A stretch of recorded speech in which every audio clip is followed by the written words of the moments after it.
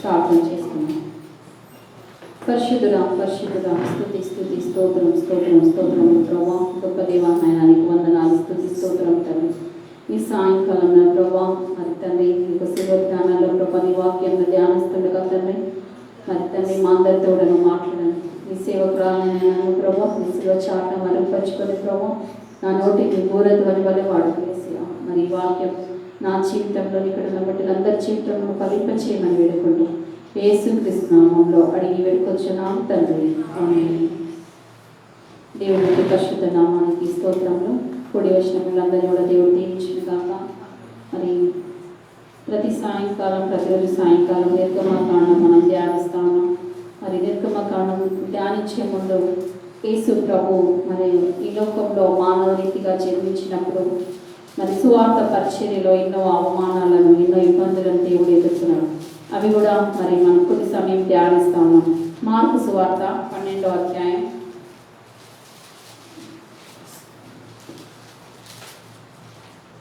ఇక్కడ దేవునికి ఒక పరీక్ష పెడతా ఉన్నారు పరిసయ్యులు. 13వ వచనం నుంచి మార్కు సువార్త 12వ అధ్యాయం 13వ వచనం నుంచి. మార్కు సువార్త 12వ అధ్యాయం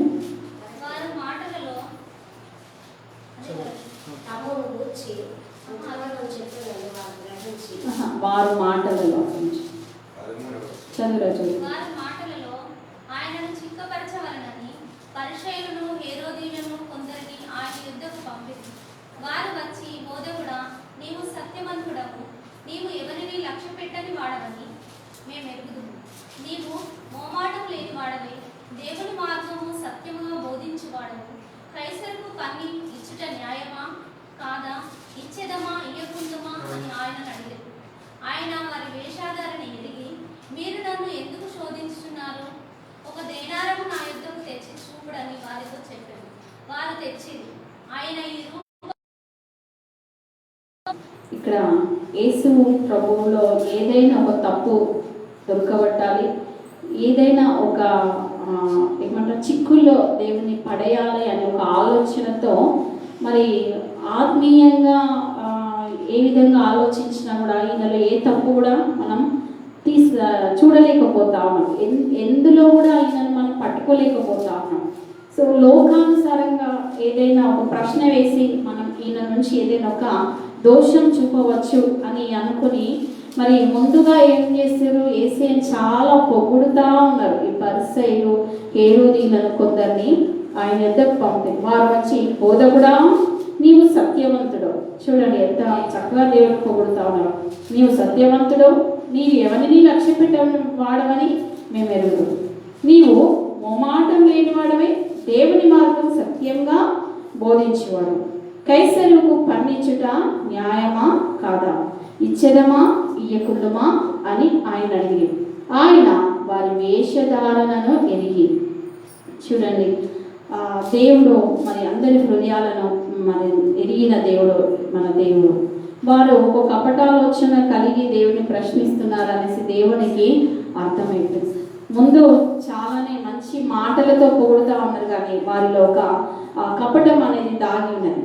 మరి అందుకు తగినట్టుగానే దేవుడు కూడా చాలా తెలివిగా జవాబు చెప్పినారు. మరి మీరు నన్ను ఎందుకు శోధించున్నారు? ఒక దేనారం నా ఇద్దరు తెచ్చి చూపుడని వారితో చెప్పాను.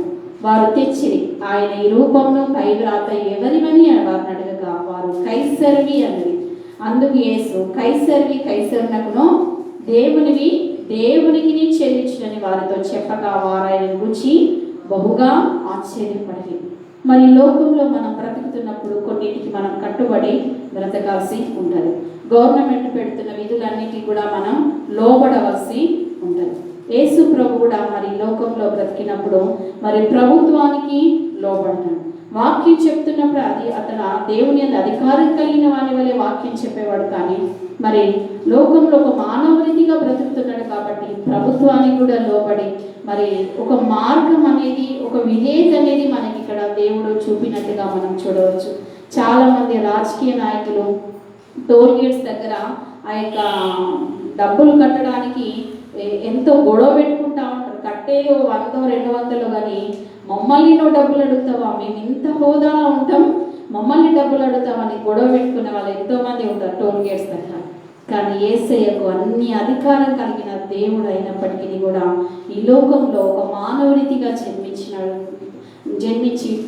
జీవించినాడు. కాబట్టి తను బ్రతికినంత కాలం మరి అన్నింటిలో కూడా ప్రభుత్వానికి లోబడుతూ దేవుని బిడ్డగా జీవిస్తూ మనకు ఒక మాదిరిని దేవుడు చూపించినాడు. చూడండి, తిరిగి నిర్గమకాండం పోతాం. మనం నిన్నటి నిర్గమకాండం 5వ అధ్యాయం ధ్యానించినాం. మరి ఈ యొక్క 5వ అధ్యాయంలో మరి ఫరో వారి యొక్క ఇశ్రాయేలు యొక్క భారాన్ని ఇంకా అధికం చేసినట్టుగా మనం చూసినాం. మరి ఫరో మోషే కానీ అహరోన్ల మాట వినకుండా వారు పడుతున్న శ్రమను ఇంకా అధికం చేయడం, ఇశ్రాయేలీలు మోషే అహరోనుల మీద సనగడం, మరి మోషే కూడా ప్రభువా నన్ను ఎందుకు ఇక్కడికి రప్పించడమని మరి దేవుణ్ణి ప్రశ్నించడం, ఇవన్నీ కూడా మనం నిన్న మనం ధ్యానించినాం. చూడండి 6వ అధ్యాయం చూసినట్టయితే చదవండి.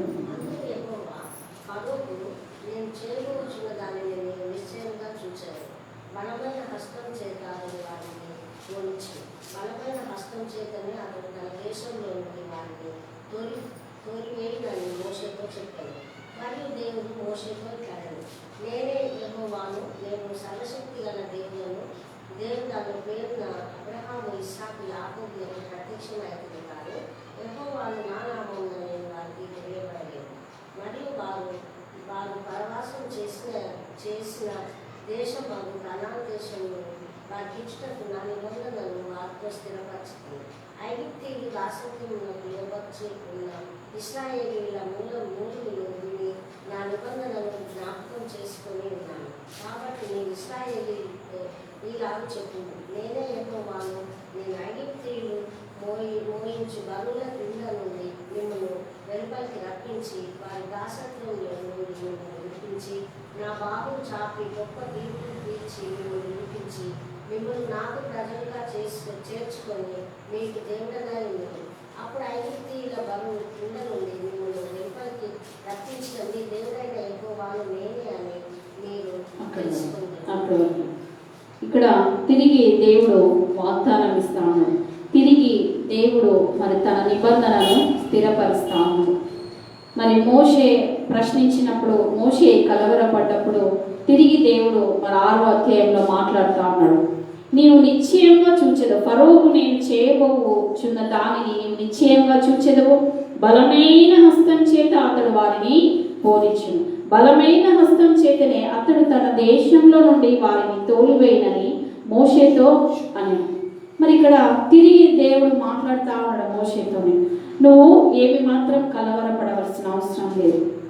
ఒక్కరోజు గతించిపోయింది, ఫరో మరి కోపం రెట్టింపైపోయి జనులందరినీ ఇంకా అధికంగా బాధ పెడుతున్నాడని నువ్వు దిగులు పడుతున్నావు కదా, కాదు, నేను వారిని నిశ్చయంగా విడిపిస్తాను, నేను ఇచ్చిన వాగ్దానాన్ని నేను నెరవేరుస్తానని దేవుడు మాట్లాడుతూ ఉన్నాడు.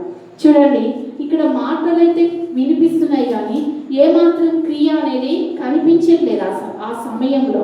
కాబట్టి మోషేకు కూడా సందిగ్ధంలో అర్థం కాని పరిస్థితుల్లో మోషే ఉన్నాడు. మనకు కూడా సేవకులు ఎప్పుడైనా బలపరిచి వాగ్దానం ఇచ్చినప్పుడు ఆ సందర్భంలో మనం చాలా ఆయాసంలో దుఃఖంలో ఉన్నప్పుడు నువ్వేం బాధపడకుండా నీ కష్టాలన్నీ తీరిపోతాయి, దేవుడు నేను ఆశీర్వదిస్తాడని మనం చెప్పినా కూడా వారికి ఓదార్పు అనిపించకపోవచ్చు. ఎందుకంటే వాళ్ళకున్న కష్టం నుంచి ఇప్పుడే విడుదల పొందుకుంటే బాగుండు, ఏదైనా మేలు జరిగితే బాగుండు అని ఎదురు చూస్తాం. ఇక్కడ మరి దేవుని యొక్క మాటలే కనిపిస్తున్నాయి కానీ ఈ యొక్క అధ్యాయంలో ఏమాత్రం మనం క్రియ చూడలేకపోతాము. అయినా కూడా మోషే ఒక సహనం కలిగిన వ్యక్తిగా, దేవుని యందు భయభక్తులు కలిగిన వ్యక్తిగా దేవుని తట్టు చూస్తా ఉన్నాడు మోషే. దేవుడు కూడా ఏమంటున్నంటే, నేనే యెహోవాను, నేనే యెహోవాను, నేను సర్వశక్తి గల దేవుడు అన్న పేరున అబ్రహాము, ఇస్సాకు, యాకోబులకు ప్రత్యక్షమైంది. అబ్రహాముతోని, ఇస్సాకుతోని, యాకోబుతోని దేవుడు ఏ నామం బట్టి పరిచయం చేసుకున్నాడట? నేను సర్వశక్తి గల దేవుడను అని వారితో మాట్లాడాడు దేవుడైన యెహోవా. కానీ ఇప్పుడు మోషేతో ఏమని మాట్లాడుతాడు? నేను యెహోవా అన్న నామమును బట్టి నేను వారిని విడిపిస్తా అనేసి దేవుడు మాట్లాడతాను.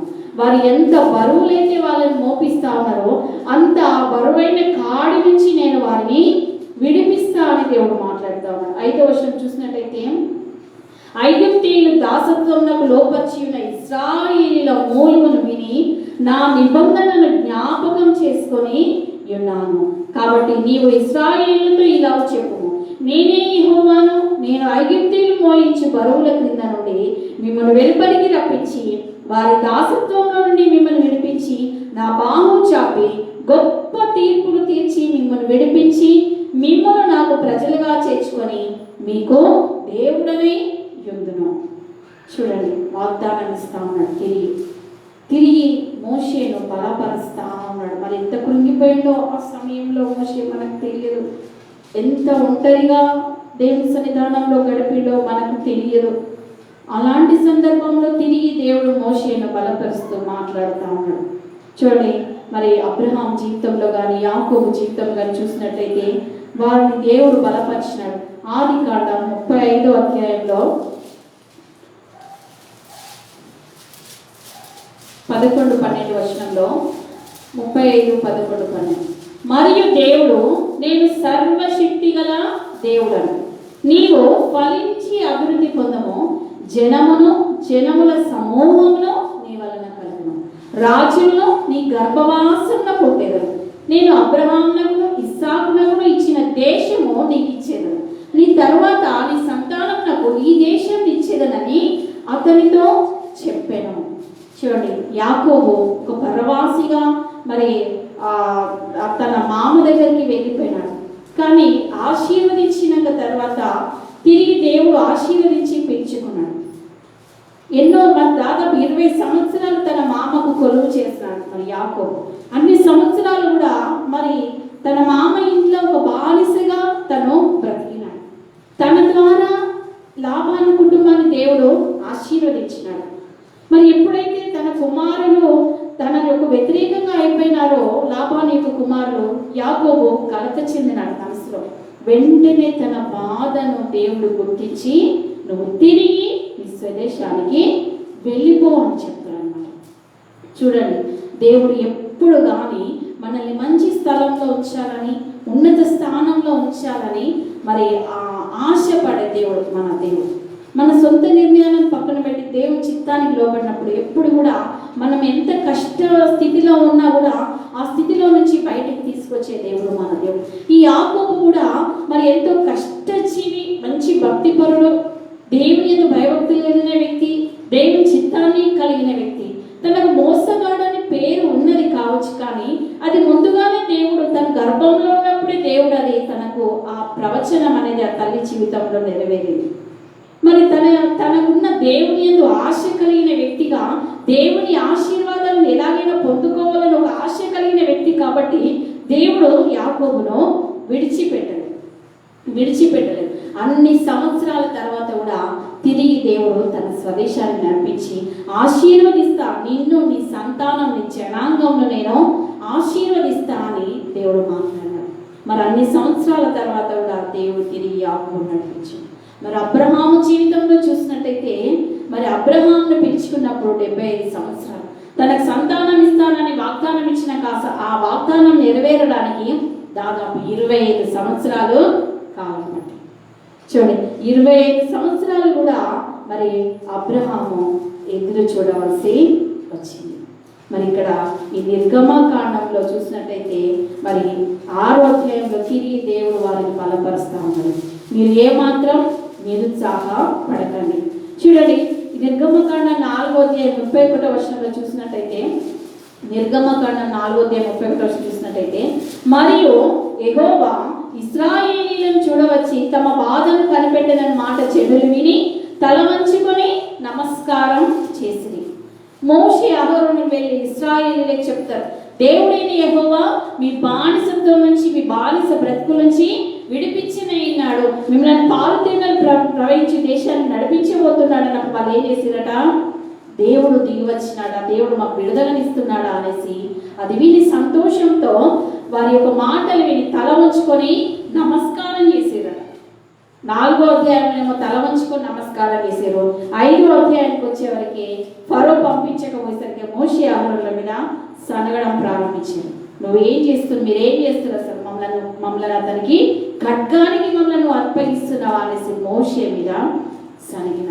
చూడండి, మానవుల యొక్క భక్తి జీవితం చాలా మటుకు అలాగే ఉంటుంది.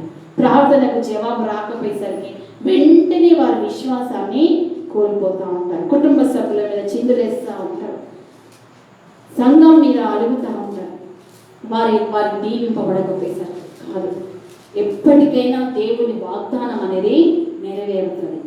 మనం ఎప్పుడు కూడా మన నమ్మకాన్ని మనం కోల్పోవడానికి వీలేదు. దేవుడు వాగ్దానం ఇచ్చినట్టు ఆ వాగ్దానం తప్పకుండా మన జీవితంలో నెరవేరుతుందని మనం నమ్మాలి.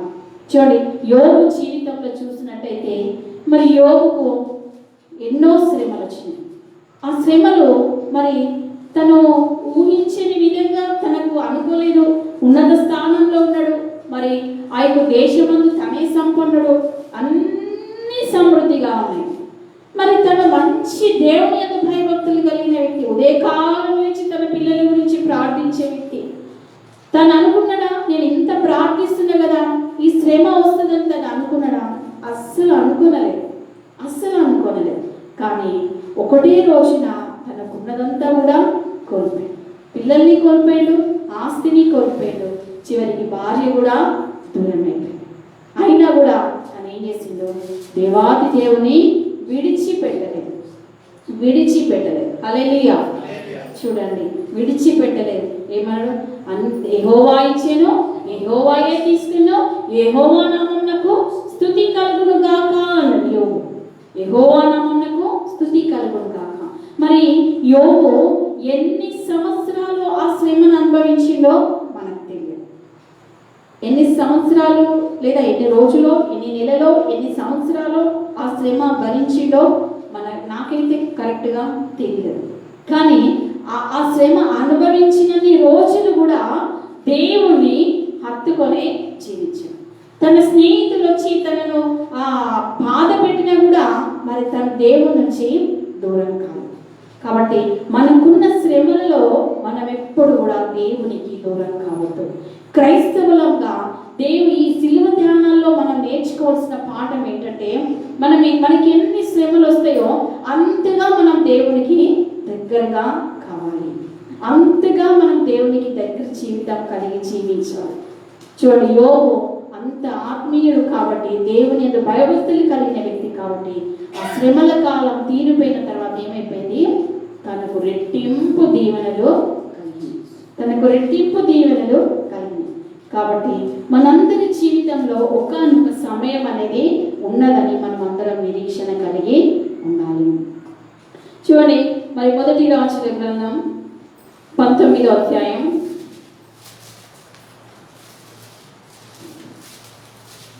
4వ వచనంలో 19:4లో తాను ఒక దిన ప్రయాణం అరణ్యంలోనికి పోయి ఒక బదిరీ వృక్షం క్రింద కూర్చుండి మరణాపేక్ష గలవాడే, యెహోవా నా పితరుల కంటే నేను ఎక్కువ వాడను కాను, ఇంత మటుకు చాలును, నా ప్రాణం తీసుకునమని ప్రార్థన చేశాను. ఎవరు చేస్తున్న ప్రార్థన? ఏలియా ప్రార్థన చేస్తా ఉన్నాడు. మరి చూడండి, ఇక్కడ 17వ అధ్యాయం ఇదే మొదటి రాజుల 17వ మొదటి వచనంలో, అంతటి గిలాదు కాపురస్తుల సంబంధీయులు తిష్బీయుడైన ఏలియా అహాబు వద్దకు వచ్చి, ఎవరి సన్నిధిని నేను నిలవబడి ఉన్నానో ఇశ్రాయేలు దేవుడైన ఆ యెహోవా జీవంతోడు నా మాట ప్రకారం కాక ఈ సంవత్సరంలో మంచైనను వర్షమైనను పడదని ప్రకటించాడు.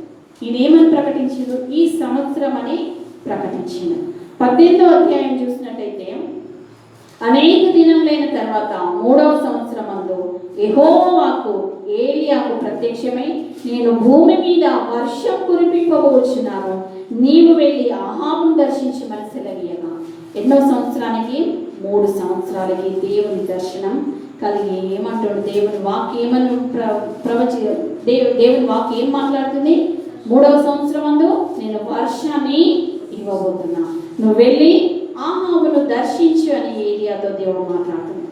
చూడండి, ఒక రాజు దగ్గర పోయి ఇలా వర్షం పడదు అని అంటే మరి ఆ రాజుకు కోపం రాదా?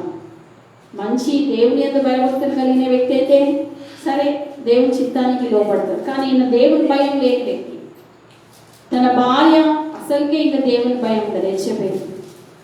చూడండి, మరి ఏది ఏమైనప్పటికీ కూడా వర్షం పడినప్పుడు దేవుడు ఏలియాను పోషించినాడు, కెరీతి వాళ్ళ దగ్గర పోషించినాడు, సారెపతి విధవరాల దగ్గర పోషించినాడు. చివరికి వర్షం పట్లనేసి వర్షం అనుగ్రహించినాడు. బయలు ప్రవక్తలందరినీ కూడా చంపివేసినాడు ఏలియా 18వ అధ్యాయంలో. తిరిగి 19వ అధ్యాయానికి వచ్చే వరకే తను ఏమైపోయాడో ఏలియా ఆలస్యపోయాడు తన వ్యక్తిగత జీవితాన్ని. చూడండి, ఎందుకంటే ఆ వర్షం పడిన అన్ని సంవత్సరాలు కూడా తను ఎక్కువగా ఒంటరి జీవితానికి మరి ఉండవలసి వచ్చింది. కెరీతి వాన్ దగ్గర ఎన్ని రోజులు ఒంటరిగా ఉన్నాడో మనకు తెలియదు. ఒంటరిగా దేవుడి సన్నిధానంలో గడపవలసి వచ్చింది. ఎంత శ్రమ అనుభవించిందో. ప్రతి క్షణం కూడా దేవుని సహాయం కోసం దేవుని తట్టు చూడవలసి వచ్చింది. దేవుని కోసం ధైర్యంగా అయితే నిలబడినాడు. కానీ మరి 19వ అధ్యాయానికి వచ్చేవరకే తాను మరి యెజబెలు రాని అందరి ప్రవక్తలను చంపివేస్తుందని విని, ప్రభువా ఇదంతా నాకు అవసరమా, చాలు, ఇంత మటుకు చాలు నా జీవితం అని మరణాపేక్ష గలవాడే ప్రార్థించడం మొదలుపెట్టాడు. నాకు ఈ అధ్యాయం చదివినప్పుడల్లా చాలా బాధ అనిపిస్తుంది. ఏలియా గురించి ఆలోచించినప్పుడు ఎంత బాధపడి ఉండవచ్చు ఏలియా, ఎంత శ్రమపడి ఉండవచ్చు. కానీ దేవుని ప్రేమ చూడండి, దేవుని ప్రేమ ఎంత గొప్పది. కానీ దేవుడు ఏం చేస్తుండు, ఆ సమయంలో దూతతోటి ఆహారం పంపించి ఏలియాను బలపరుస్తా ఉన్నాడు. తనేమో చనిపోవాలని మరణాపేక్ష కలిగినాడు. కానీ దేవుడేమో దేవుని దూత ద్వారా ఆహారం పంపించి ఏలియాను బలపరుస్తాను. మానవులం మనం ఎన్నో సందర్భాల్లో ఈ శరీరం ఇంకా ఈ జీవితం చాలు అని మనం అనుకుంటాం. చాలు, ఈ రోజుకి ఇంత చాలు ప్రభువా, నేను ఇంకా ముందుకు సాగలేను అని మనం అనుకుంటాం.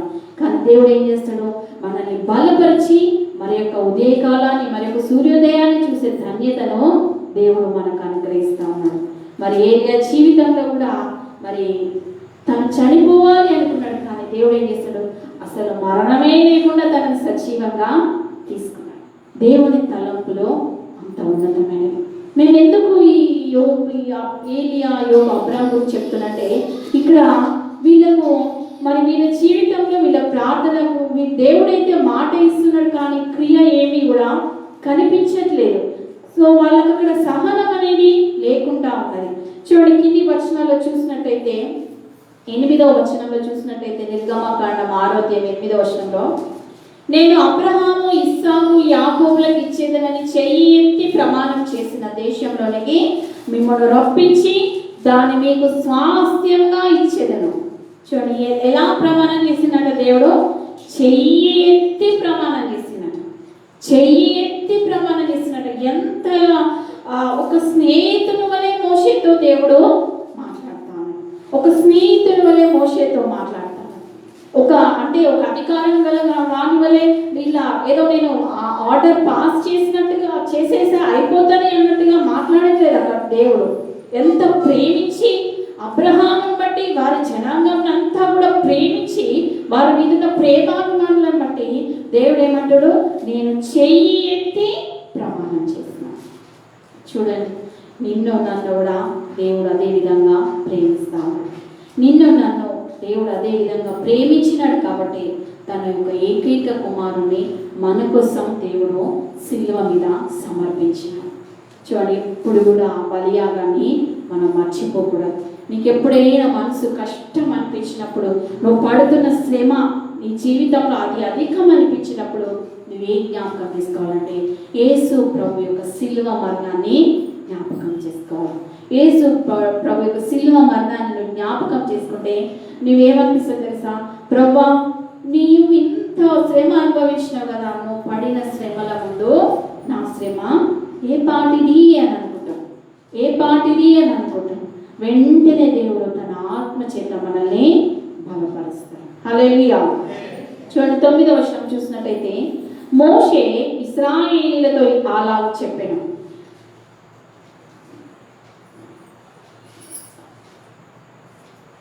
చెయ్యి ఎత్తి ప్రమాణం చేసిన దేశంలోనికి మిమ్మల్ని రప్పించి దాన్ని మీకు స్వాస్థ్యంగా ఇచ్చేదను, నేను యెహోవానని చెప్పమనగా మోషే ఇశ్రాయేలీయులతో అలా చెప్పాను. అయితే వారు మనోవ్యాకులను బట్టి కఠిన దాసత్వం బట్టి మోషే మాట వినరైంది. చూడండి, ఇది ఒక పరీక్ష మోషేకు.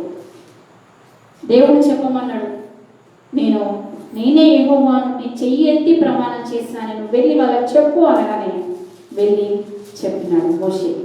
దేవుడు ఎలా నడుచుకోమంటే అలా నడుచుకుంటా ఉన్నాడు. ఒక క్రమశిక్షణతో కూడిన జీవితం మోషేకు గుణపాఠాలను మనం నేర్చుకోవాలి.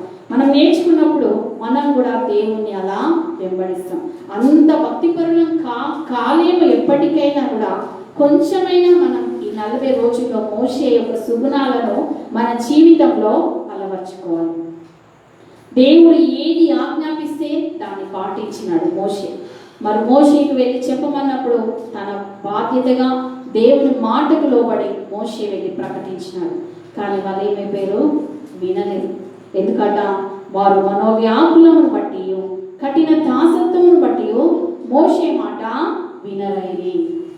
వారికి ఉన్న శ్రమను బట్టి మరి మోషే మాటలు అప్పుడు వారికి వినబుద్ధి కావట్లేదు. కానీ ఎప్పుడైతే నువ్వు శ్రమలలో ఉంటావో అప్పుడు దేవుని సేవకుల ద్వారా దేవుడు మాట్లాడుతున్నప్పుడు అది దేవుడే మాట్లాడుతున్నానని నువ్వు గ్రహించి ఆ మాటకు నువ్వు విధేయుడైనప్పుడు నీ జీవితము బాగుపడుతుంది. ఇక్కడ వీరు కూడా విధేయులైతే అది వారికి ఇంకా ఆశీర్వాదకరంగా ఉండేది.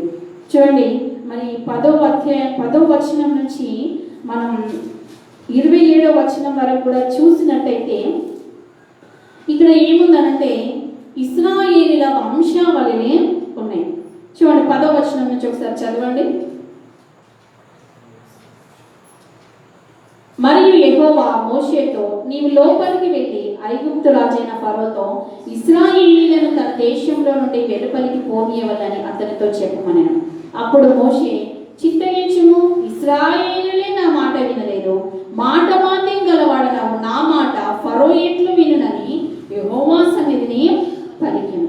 మరియు యెహోవా మోషే అహరోనులతో ఇట్లనెను, ఇశ్రాయేలీయులను ఐగుప్తు దేశం నుండి తాము వెలుపలికి రప్పించటకే ఇశ్రాయేలు యొద్దకును ఫరో యొద్దకును వెళ్ళవలని వారికి ఆజ్ఞాపించెను. మళ్ళీ దేవుడు అంటుడు మోషేతో, నువ్వు వెళ్ళి మరి ఫరోతో చెప్పు, ఏమని? నా జనులను ఈ దేశంలోని వెలుపలికి పోనీయవలని మళ్ళీ నువ్వు ఫరో దగ్గరికి వెళ్ళాలి.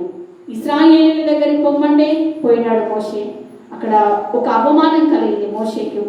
వారు వినలేదు మోషే యొక్క మాట. తిరిగి ఇప్పుడు దేవుడు ఎక్కడ పంపిస్తుడు? ఫరో దగ్గరికి వెళ్ళు అంటే మోషే ఏమంటాడు? చిత్తగించుము, ఇశ్రాయేలీయులే నా మాట విని, నా జనాంగమే, నా సొంత వాళ్ళే, నేను తెలిసిన వాళ్ళే నా మాట వినలేదు. నేను మాట మాంద్యం కలిగిన వాడిని. మరి ఆ రాజు దగ్గరికి వెళ్ళినప్పుడు ఆ రాజు మాత్రం నా మాట ఏం వింటాడు ప్రభు అని దేవునికి మొరపెట్టుకుంటా ఉన్నాడు కదా. కుటుంబంలో ఒక విశ్వాసి ఉన్నప్పుడు ఆ విశ్వాసి మాట వినడానికి కుటుంబ సభ్యులు ఎవరు కూడా మరి ఆసక్తి కనపరచారు. మనకు ఒక వ్యక్తి రక్షింపబడ్డప్పుడు ఇంట్లో వాళ్ళు మరి వాళ్ళకి నువ్వు చేస్తుంది తప్పు అని ఆ రక్షింపబడిన వ్యక్తి చెప్తే ఆ ఇంట్లో వాళ్ళకి ఏమాత్రం కూడా నచ్చదు. నువ్వేంటి మాకు చెప్పేది, నువ్వేంటి మాకు నీతి బోధన చేసేది, మాకు తెలుసులే అన్నట్టుగా ఎదురు ప్రశ్నలు వేస్తూ ఉంటాడు. ఎప్పుడు చూసినా కూడా మరి లేదంటే ఈ కొంచెం తప్పు చేసినా, కొంచెం ఏదైనా కోపంగా మాట్లాడినా కూడా ఎత్తి చూపినట్టుగా మాట్లాడతాడు. నువ్వు ప్రార్థన చేస్తావు కదా, నువ్వు మందిరానికి వెళ్తావు కదా, నువ్వు ఇలా మాట్లాడతావేంటి, అలా చేస్తావేంటి అనేసి ఎదురు ప్రశ్నలు వేసి వారి యొక్క ఆత్మీయ జీవితాలను నలగొట్టాలని ప్రయత్నిస్తూ ఉంటారు. కానీ వారు రక్షింపబడాలనే ఆలోచన మాత్రం మరి వాళ్ళకి కలగదు. ఇక్కడ మోషే కూడా అదే అంటా ఉన్నాడు, ఇశ్రాయేలీయులే నా మాట వినట్లేదు అంటాము. మరి కింది వచనాలు చూసినట్టయితే, మరియు యెహోవా మోషే అహరోనులతో ఇట్లనెను, ఇశ్రాయేలీయులను ఐగుప్తు దేశంలో నుండి తాము వెలుపలికి రప్పించుటకై ఇశ్రాయేలీయుల యొద్దకును ఫరో యొద్దకును వెళ్ళవలని వారికి ఆజ్ఞాపించాను. వారి పితరుల కుటుంబంలో మూల పురుషులు ఎవరనగా ఎంతగా వాళ్ళు నిరాకరించినా కూడా దేవుడు ఏమంటుడు? నువ్వు వెళ్ళి అడుగుతూనే ఉండు. ఏమంటున్నావు? వాళ్ళు నిరాకరిస్తున్నా కూడా నువ్వు వెళ్ళి అడుగుతూనే ఉండని దేవుడిని యెహోవా మోషే అహరోనులకు సెలవిస్తాను. ఈ 14వ వచనం నుంచి చూసినట్టయితే మరి యాకోబు యొక్క సంతానం, యాకోబు యొక్క వంశావళులు మనం ఇక్కడ చూడవచ్చు. లేయా యొక్క సంతానాన్ని మనం ఇక్కడ చూడవచ్చు. చూడండి, మరి ఆది కాండం చూసినట్టయితే మరొకసారి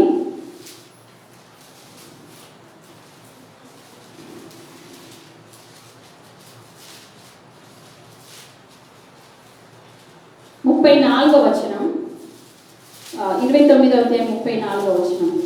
ఆమె మరల గర్భవతి కుమారుని కని తుదకు ఈసారి నా పెనిమిటి నాతో హత్తుకొని ఉండను, అతనికి 3 కుమారులను కంటిననుకొనెను. అందుచేత అతనికి లేవి అను పేరు పెట్టెను. మరి మొదటి సంతానం రూబేను, తర్వాత షిమ్యోను, తర్వాత లేవి. మరి రూబేను సంతానం నుంచి కూడా వారి పిల్లలు అందరూ కూడా మరి ఇక్కడ రాయబడి ఉన్నారు. లేవి యొక్క కుమారులు ఎవరట చూడండి, గెర్షోను, కహాతు, మెరారి. మరి గెర్షోను యొక్క సంతానం ఎవరు? లిబ్ని, షిమి. మరి కహాతు యొక్క సంతానం అమ్రాము, ఇస్సారు, ఎబ్రోను, ఉజ్జియేలు. మరి లేవి 137 సంవత్సరాలు బ్రతికిండు. మరి కహాతు 133 సంవత్సరాలు బ్రతికిండు. మరి మెరారి యొక్క సంతానం మహలి, మూషి. మరి నేను ఎందుకు వీరి గురించి నేను చెప్తున్నానంటే, లేయా మరి యాకోబుకి ఎంతమంది భార్యలు? 2. లేయా, రాహేల్. యాకోబు లేయా కంటే ఎక్కువగా రాహేల్ను యాకోబు ప్రేమించిన. లేయా ద్వేషింపబడింది. లేయా ద్వేషింపబడుట దేవుడిని యెహోవా చూసి దేవుడు లేయాకు మొదటగా గర్భఫలం అనుగ్రహించాడు. మరి ఎంతగా తన దేవుడు ఆశీర్వదించినా కూడా అంతగా తగ్గించుకొని బ్రతికింది లేయా. తన కుమారుని కనిన ప్రతిసారి కూడా ఈసారి నా భర్త నన్ను హత్తుకొని ఉంటును అనుకొని ఆ కుమారుడికి లేవి అని పేరు పెట్టింది. ఆ లేవి వంశం నుంచే మరి దేవుడు యాజకులు ఏర్పరచుకున్నట్టుగా మనం ఇక్కడ చూడవచ్చు. 23వ వచనం చూసినట్టయితే, అంతేకాకుండా వీరి వంశం నుంచే మరి మోషే కూడా జన్మించడం జరిగింది. 20వ వచనం చూడండి. అమ్రాము తన మేనత్త అయిన యొకేబెతును పెళ్లి చేసుకొనెను. ఆమె అతనికి అహరోనును, మోషేను కనెను. అమ్రాము 137 ఏళ్ళు బ్రతికెను. ఇస్సారు కుమారులు కోరహు, నెపెగు, జిక్రీ, ఉజ్జియేలు కుమారులు మిషాయేలు, ఎల్సాఫాను, సిత్రే. అహరోను అమ్మీనాదాబు కుమార్తెయు నయస్సోను సహోదరులైన ఎలీషబేను పెళ్లి చేసుకొను. ఆమె అతనికి నాదాబును, అబీహును, ఎలియాజరును, ఈతామారును కనెను. కింద 25వ వచనంలో ఆమె అతనికి ఫీనెహాసును కనెను. వీరు తమ తమ కుటుంబముల చొప్పున లేవీల మూల పురుషులు. లేవీల సంతానానికి మూల పురుషులు అన్నమాట వీళ్ళంతా కూడా. అంటే లేవి వంశాన్ని దేవుడు యాజకత్వం చేయడానికి దేవుడు ఏర్పరచుకున్న వంశం ఈ లేవి వంశం. చూడండి, ఒక ద్వేషింపబడిన స్త్రీ నుంచి దేవుడు ఒక యాజకత్వాన్ని లేవనెత్తినాడు. ఎప్పుడు కానీ స్త్రీలు కృంగిపోవడానికి వీలు లేదు. నా భర్త నన్ను సరిగా చూడట్లేదు, నా పిల్లలు నన్ను సరిగా చూడట్లేదు, నాకు ఏది కూడా లేదు, నా జీవితం ఇంతే అని ఎప్పుడు కూడా బాధపడడానికి వీల్లేదు. చూడండి, ఇక్కడ ఇశ్రాయేలుల మూలుగులను బట్టి దేవుడు వారిని విడిపించడానికి వచ్చినాడు. నువ్వు ఏ బాధలో ఉన్నావో, ఏ కష్టంలో ఉన్నావో, నువ్వు ప్రార్థించినప్పుడు దేవుడు తప్పకుండా నీ పిల్లలను ఆశీర్వదిస్తాడు. తప్పకుండా దేవుడు నీ పిల్లలను ఆశీర్వదిస్తాడు. ఇక్కడ లేయా ఎంత ఒంటరితనాన్ని అనుభవించిందో, ఆ ఒంటరితనంలో తన పిల్లల గురించి దేవునికి మొరపెట్టింది. కాబట్టి తన జనాంగం నుంచి, తన వంశావళి నుంచి దేవుడు లేవీలను దేవుడు ఏర్పరచుకున్నాడు. కాబట్టి ఒక తల్లులంగా మనం ప్రార్థన చేయాలి మన పిల్లల గురించి. తప్పకుండా దేవుడు ఆశీర్వదిస్తాడు. చూడండి, 28వ వచనం నుంచి, నిర్గమకాండం 6:28 వచనం. ఐగుప్తు దేశంలో యెహోవా మోషేతో మాట్లాడిన దినమున యెహోవా నేను నీతో చెప్పున్నది యావత్తు నీవు ఐగుప్తు రాజైన ఫరోతో పలుకుమని మోషేతో చెప్పగా, మోషే చిత్తగించుము, నేను మాట మాంద్యం గలవాడను, ఫరో నా మాట ఎట్లు వినునని యెహోవా సన్నిధిని పలికెను. తిరిగి దేవుడు ఇక్కడ మాట్లాడుతున్నాడు, నువ్వు మళ్ళీ ఫరోతో మాట్లాడు అన్నప్పుడు తిరిగి మళ్ళీ మోషే ఏమంటాడు, నేను వెళ్తాను కానీ నాకు మాట మాంద్యం కలిగిన వ్యక్తిని అని మరి మోషే దేవునికి మరి దేవుని సన్నిధానంలో దేవునితో మాట్లాడుతాడు. మరి ఈరోజు 6వ అధ్యాయం మరి దేవుడు మోషేతో తన యొక్క నిబంధన స్థిరపరచడం గురించి మనం ఈరోజు నిర్గమకాండం మనం ధ్యానించిన ముగించే ముందు ఒక మిషనరీ స్టోరీ చెప్పి నేను ముగిస్తాను. మరి ఆ యొక్క మిషనరీ పేరు ఏంటంటే అన్నమని, హోలీ యాండ్. ఆమె ఒక స్త్రీ. మరి ఆమె ఐర్లాండ్ దేశంలో ఒక పేద కుటుంబంలో జన్మించింది. తండ్రి ఏమో బంగాళదుంపలు పండిస్తూ వచ్చిన అంటే బంగాళదుంపలు అంటే ఆలుగడ్డలు పండిస్తూ వాటిని అమ్మే వ్యక్తి. అంతేకాకుండా పందులను మేస్తూ ఉండే వ్యక్తి అన్నమాట. చాలా పేద కుటుంబం. వారికి ఉన్న పేదరికాన్ని బట్టి ఆమెను చదివించలేకపోయినారు. మరి ఆమె పెరుగుతున్నప్పుడు మరి తనకు పరలోక ప్రార్థన నేర్పించాలని మరి ఒక టీచర్ ప్రయత్నించింది. దాదాపు 100 సార్లు నేర్పించినా కూడా ఆమె నేర్చుకోలేకపోయింది అనమాట. మరి కొన్ని సంవత్సరాల తర్వాత ఆమె పెరిగి పెద్దగైన తర్వాత ఒకరి దగ్గర ఒక మంచి దైవ భయం కలిగిన వ్యక్తి దగ్గర ఆమె ఒక సహాయకురాలుగా పనిచేస్తూ ఉన్నాడు. అంటే ఒక పని మనిషిలాగా పనిచేస్తూ ఉన్నాడు. పని చేస్తున్నప్పుడు మరి తనకు అక్కడ కొన్ని రోజులు పనిచేసింది. మరి అక్కడ పని చేస్తున్నప్పుడు ఎవరి దగ్గరైతే పని చేస్తుందో వారి యొక్క ఆత్మీయ జీవితాన్ని బట్టి తను కూడా బైబిల్ చదువుకోవడం ప్రారంభించింది. మత్తయి సువార్త 6వ అధ్యాయం 6వ వచనంలో ఉన్నట్టుగా మరి నువ్వు ప్రార్థన చేయనప్పుడు గదిలోనికి వెళ్ళి తలుపు వేసుకొని నీ రహస్యమందున నీ తండ్రికి ప్రార్థన చేయమన్న వాక్యాన్ని ఆ బిడ్డ చదివినప్పుడు ఆ రోజు నుంచి కూడా ప్రార్థన చేయడం ప్రారంభించింది. తిరిగి అక్కడి నుంచి మరి వేరే ఒకరి దగ్గర డాక్టర్ దగ్గర ఒక సహాయకురాలుగా తిరిగి పని ప్రారంభించింది. వారి యొక్క పిల్లల బాధ్యత చూడడం మరి ఆమె యొక్క పని. ఈమెకున్న కోపాన్ని బట్టి పని సరిగా చేయలేకపోయింది.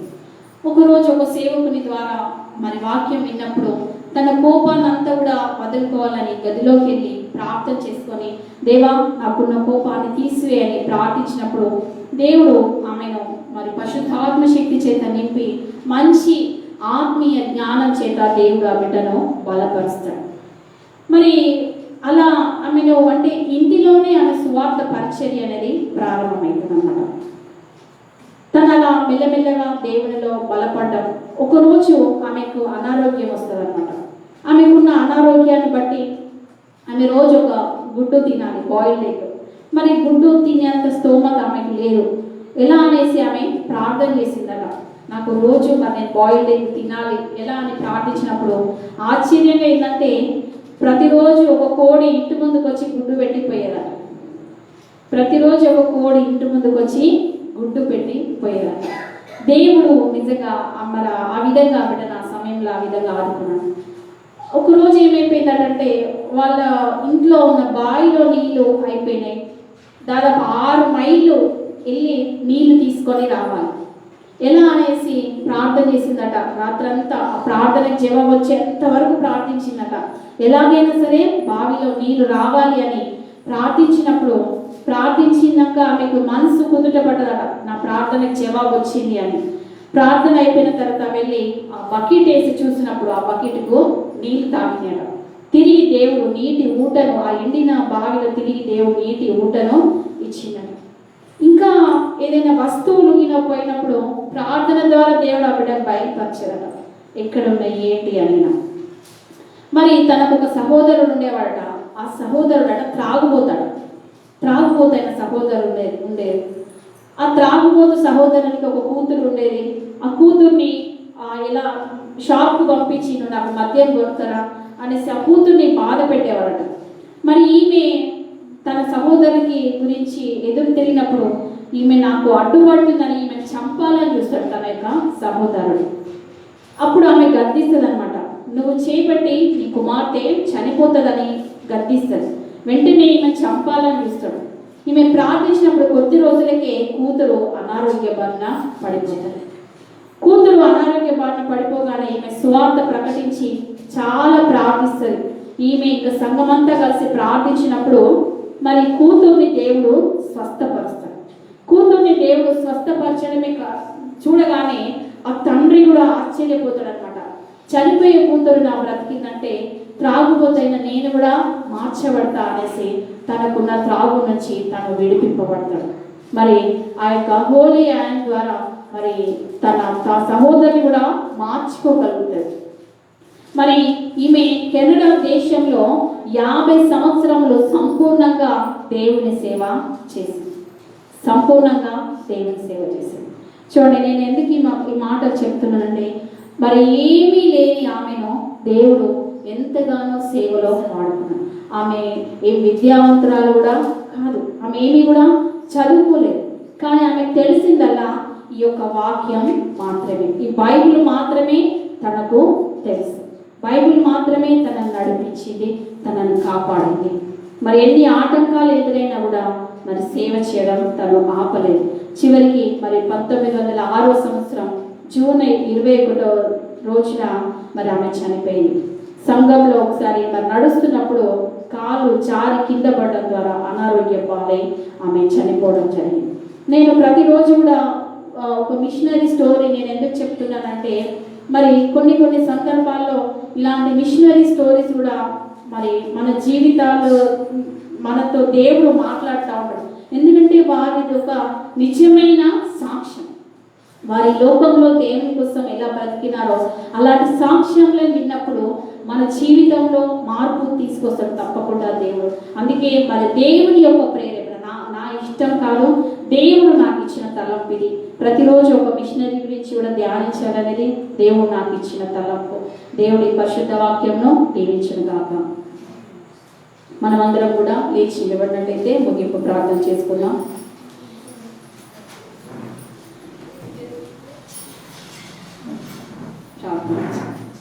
పరిశుద్ధుడా పరిశుద్ధుడా పరిశుద్ధుడా, స్తుతి స్తుతి స్తోత్రం స్తోత్రం స్తోత్రంలో ప్రభువా, గొప్ప దేవ, మహాగరుడ, మహోన్నతుడా, మంచి దేవా నాయన, నీకే స్తుతి ఆరాధన ప్రభా. ఈ యొక్క సాయంకాల ఆరాధనలో ప్రభా నాయన నీ సేవకురాలైన ప్రభా, నన్ను నీ శిలువ చాటున మరుగుపరుచుకొని ప్రభా మా అందరితో నువ్వు మాట్లాడినందుకు నీకు వందనాలు ప్రభా. మోషే ప్రభా నీ అందు ఎంత విధేయత కలిగినాడో ప్రభా, ఎంతగా నీకు లోబడినాడో ప్రభా. ఎన్ని ఆటుపోటులు ఎదురైనా, ఎన్ని అవమానాలు ఎదురైనా ప్రభా, సొంత వాళ్ళు చీకొట్టినా కూడా ప్రభా నిన్ను విడవలేదు ప్రభా. మేము కూడా ప్రభా మాకు ఎన్ని అవమానాలు ఎదురైనా, ఎన్ని ఎదురు దెబ్బలు తగిలినా, ఎంత మానసికంగా మేము కృంగిపోయినా ప్రభా నిన్ను విడవకూడదు ప్రభా. దేవా, మేము ఈ లోకంలో బ్రతికినంత కాలం ప్రభా నీ సాక్షి బిడ్డలుగా బ్రతికే ధన్యతను మాకు అనుగ్రహించండి దేవా. మరి ఇశ్రాయేలీయులకు నువ్వు వాగ్దానం ఇచ్చినావు, నేను చెయ్యి ఎత్తి ప్రమాణం చేశానని సెలవిచ్చినావు తండ్రి. వారి యొక్క మూలుగుల నుంచి వాడిని విడిపిస్తాను, వారికి ఉన్న బరువుల క్రింద నుంచి నేను వారిని విడిపిస్తానని వాగ్దానం ఇచ్చిన దేవుడు ప్రభా. దేవా, మరి ఇక్కడ ఉన్న ప్రతి బిడ్డలో ఏ బాధలున్నది, ఏ మూలుగున్నది, ఏ బరువులు వారు మోస్తున్నప్పటికీ నీ ప్రభా, ఏ నిందలు, ఏ అప్పుల బాధ, ఏ ఇరుకులు, ఏ ఇబ్బందులు ఉన్నప్పటికీ నీ ప్రభా వారికి ఉన్న సమస్యలన్నిటి నుంచి కూడా వారిని విడిపించి దీవించను ప్రభా. ఈ 40 రోజుల ఉపవాస ప్రార్థన ద్వారా ప్రభా ప్రతి కుటుంబం కూడా దీవింపబడాలి, ప్రతి కుటుంబం కూడా రక్షణ పొందుకోవాలి, ప్రతి కుటుంబం కూడా ఆత్మీయంగా ఆయన బలపరచబడాలి ప్రభా. దేవా, ఈ 40 రోజుల శిల్వ ధ్యానాల ద్వారా మేము ఎంతగానో దీవింపబడినాం, ఎంతగానో దేవుని వాక్యాన్ని మేము తెలుసుకునగలిగినామని ప్రభా నిలబడి సాక్ష్యం ఇచ్చే బిడ్డలుగా బలపరచమని వేడుకుంటున్నాం తండ్రి. నీ సేవకులమైన మమ్మల్ని కూడా నీ శిలువ చాటును మరుగుపరుచుకొని బలపరచండి ప్రభా. ఈ 40 రోజులు కూడా ప్రభా నిరాటంకంగా ఇక్కడ సేవ జరిగే విధంగా దీవించమని వేడుకుంటూ యేసుక్రీస్తు నామములో అడిగి వేడుకొచ్చున్నాం తండ్రి, ఆమేన్. పరలోకమందున మా తండ్రి, నీ నామం పరిశుద్ధపరచబడుగాక, నీ రాజ్యం వచ్చుగాక, నీ చిత్తం పరలోకమందు నెరవేరినట్లు భూమి మీద నెరవేరబడుగాక. మా అందిన ఆహారం నేడు మాకు దయచేసి, మా రుణస్తులను క్షమించిన ప్రకారం మా రుణాన్ని క్షమించు, మమ్మల్ని శోధనలకు ఏకాదశి తప్పించు, ఎందుకనగా రాజ్యం బలం మహిమ నిరంతరం నీవేనావు తండ్రి, ఆమేన్. మన ప్రభువైన యేసుక్రీస్తు కృపై ప్రేమ సమాధానము మనకందరికీ ఎల్లప్పుడూ తోడుగా ఉండును గాక, ఆమేన్.